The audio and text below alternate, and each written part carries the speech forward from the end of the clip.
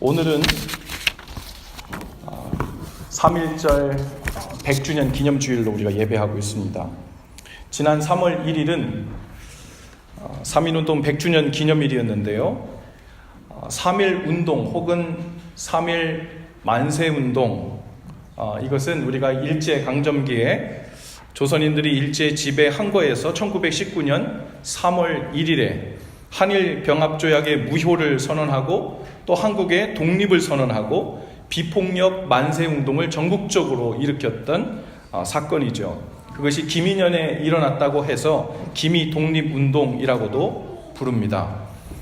이 만세운동을 주도했던 인물들을 민족대표 33인이라고 우리가 부르는데요. 그 밖에도 만세 성명서에 직접 서명하지는 않았지만 직접적으로 간접적으로 함께 만세운동의 개최를 위해 준비한 이들까지 다 합쳐서 우리가 보통 민족대표 48인이라고도 부릅니다. 이들은 모두 만세운동을 실패한 후에 저렇게 서대문 형무소에 구속되거나 다 재판장에 서게 되었죠. 그리고 약 3개월가량의 시위가 계속되었습니다.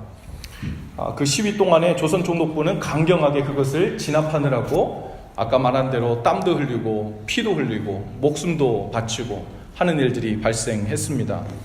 이 3.1운동이 왜 중요하냐면 여러 중요한 이유들 중에 이 3.1운동을 계기로 그 다음 달이죠. 1919년 4월 11일 중국 상하이에서 대한민국 임시정부가 수립됩니다. 그리고 3.1운동을 계기로 군사 경찰에 의한 강경한 정책을 폈던 일본군들이 그 다음부터는 민족 분열책인 일명 문화통치로 정책을 바꾸게 된 계기도 되죠.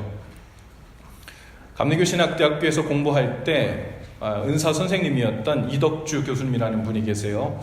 그분께서 우리 한국 교회사를 가르치셨는데 그 한국 교회사를 이야기하면서 이 3.1운동과 빗대어서 기독교의 역사를 설명해 주십니다.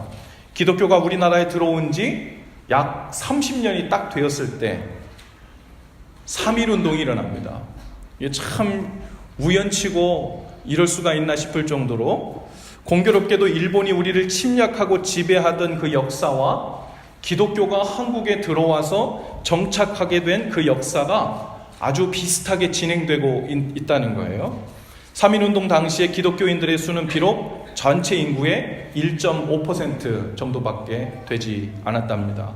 그런 극소수에도 불구하고 민족대표 33명 중에 무려 16명이 기독교인들이었다는 거죠. 서울과 지방에서 일어난 3.1운동 시위를 주동한 사람들 가운데 20% 이상이 기독교인들이었고요. 1.5%밖에 되지 않는 이 소수의 기독교 성도들이 나라와 민족이 위기에 처했을 때 그만한 지도력을 발휘할 수 있었던 것, 이것이 과연 우연이었을까? 하나님께서 성도들 안에 부어주셨던 그 어떤 특별한 마음이 있었으리라 생각됩니다. 바로 예수님을 잘 믿으면 나라를 사랑하게 되고 백성을 구원해내는 민족 구원의 신앙을 갖게 된다. 그래서 기독교가 한국에 들어온 때부터 이 기독교인들은 교회를 사랑하고 가정을 사랑했지만 동시에 나라를 사랑하는 일에 구체적으로 동참했죠. 평균적으로 전 세계 바다의 염도가 3.5% 정도 된대요. 3.5%의 염도로 바닷물 전체가 마치 소금물처럼 짠맛을 내잖아요. 주님은 우리에게 너희는 세상의 빛과 소금이 되라고 했죠. 그 100년 전에 1.5%밖에 되지 않던 대한민국 기독교인들은 그 나라 전체 복음의 짠맛, 나라 사랑의 짠맛, 나라를 구원하는 짠맛을 아주 진하게 드러냈습니다. 지금은 우리나라 약 20% 정도가 기독교인들이라고 말하는데 짠맛을 내고 있는지, 나라를 사랑하는 짠맛을 내고 있는지, 나라를 정화시키는 정의의 깨끗한 짠맛을 내고 있는지 우리가 돌아봐야 될 때인 것 같습니다. 그런데 지금은 왜 그런 짠맛을 내지 못할까? 1.5%의 염도만 가지고서도 민족 전체를 구원해내는 떠올라온 역할을 감당했던 그 성도들이 지금은 20%가 넘는데 왜 나라 사랑을, 나라를 정화시키는, 하나님 나라로 거룩하게 만드는 그 일들에 왜 이렇게 힘이 없는 것처럼 느껴질까?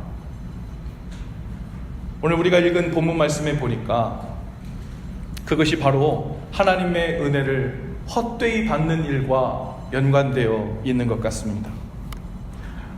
고린도후서 6장에 보니까 바울이 고린도 성도들에게 그렇게 말해요. 하나님의 은혜를 헛되이 받지 말아야 된다. 은혜를 많이만 받는 것이 능사가 아니고, 은혜를 크게만 받는 것이 능사가 아니고, 은혜를 받아서 우리의 삶이 윤택해지는 것만이 능사가 아니라 그것이 헛되이 받는 것인지 제대로 받는 것인지를 짚어봐야 된다는 거죠. 그리고 지금은 은혜 받을 만한 때라고 얘기합니다. 그 은혜를 제대로 받으며 사는 방법, 그게 뭘까? 믿는 자의 마땅한 그 삶이 뭘까? 그것을 오늘 우리가 읽은 3절부터 10절까지 구체적으로 하나하나 나열하고 있어요. 이게 믿는 자들이 하나님의 은혜를 제대로 받고 살았을 때 나타나는 삶의 모습이라는 겁니다. 그런데 이 본문 말씀을 제가 한 번, 두 번 계속 읽어보니까 무슨 느낌이 드냐면, 마치 이 내용이 100년 전에 그 독립을 위해 이름 없이 싸우던 독립운동가들이 살았던 삶의 모습과 아주 흡사한 것 같아요.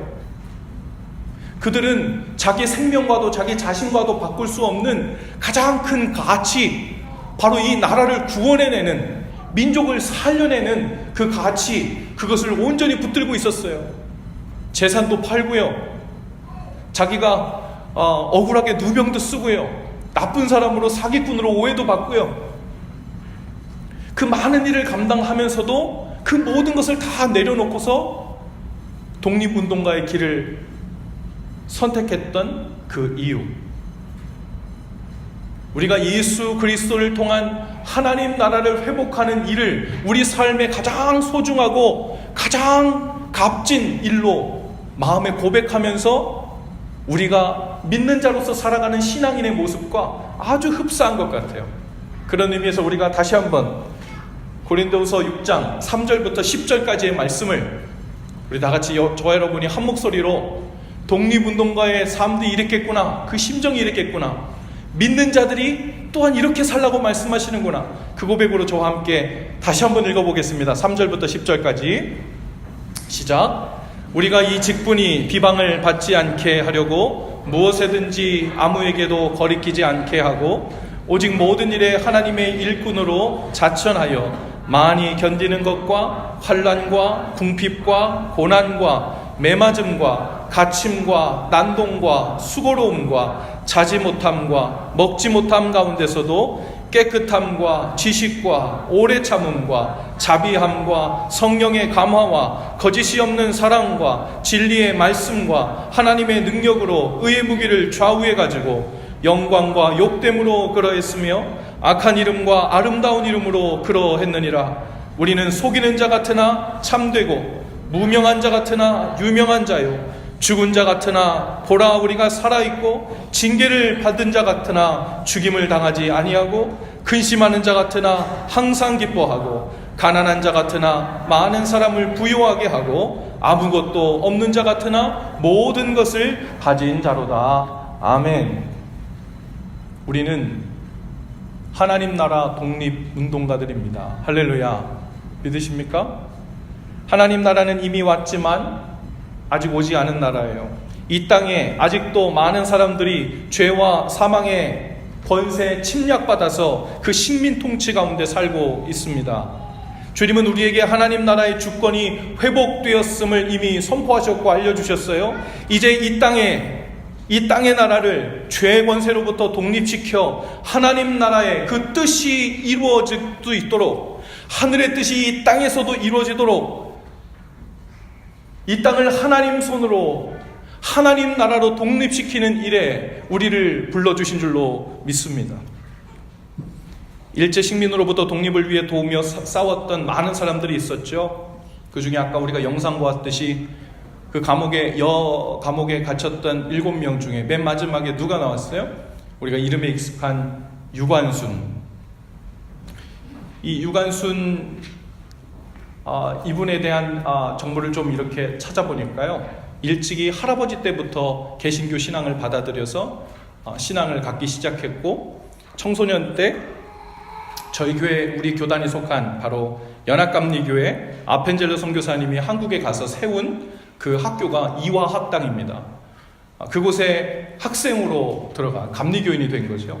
그리고 그 이화학당을 다니고 있던 그 청소년의 시절에 3.1운동을 주도한 장본인이 된 거죠. 독립운동을 했던 사람들의 직업들도 아주 다양했는데요. 보니까 제가 몇몇 분들을 좀 이렇게 적어와 봤어요. 한번 들어보세요.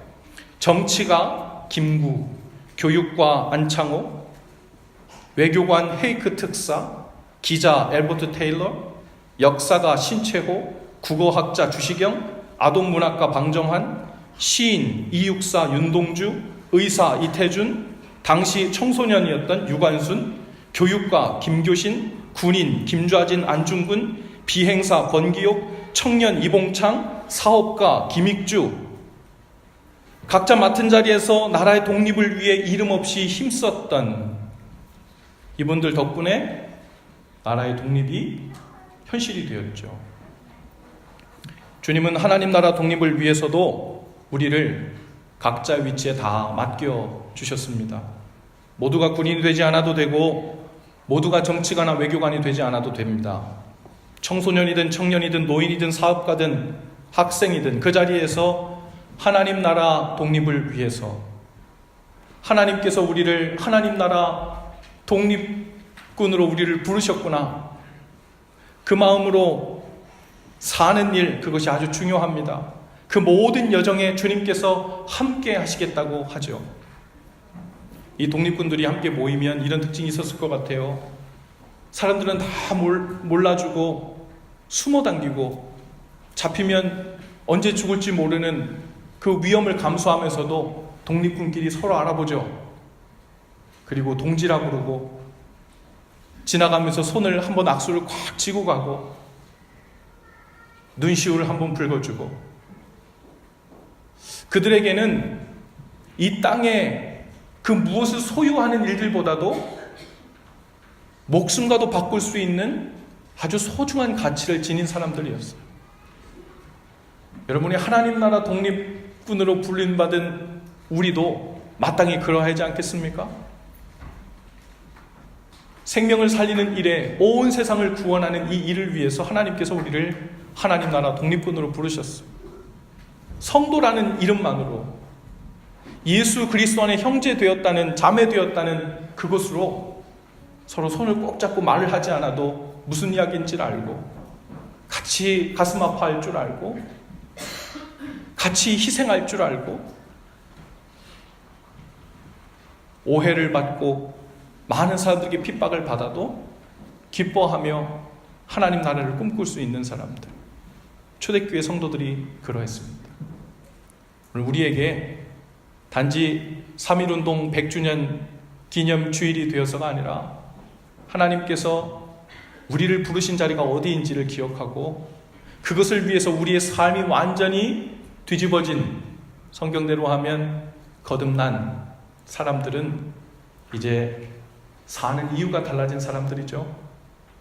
이전에 내가 하나님을 몰랐는데 하나님을 믿고 나서 보니까 내가 나의 삶이 조금 더 윤택해졌고 걱정거리, 문제거리들이 조금 덜 생겨나기 시작했고 그렇게 부담스러워하던 일들로부터, 걱정들로부터 좀 벗어났어.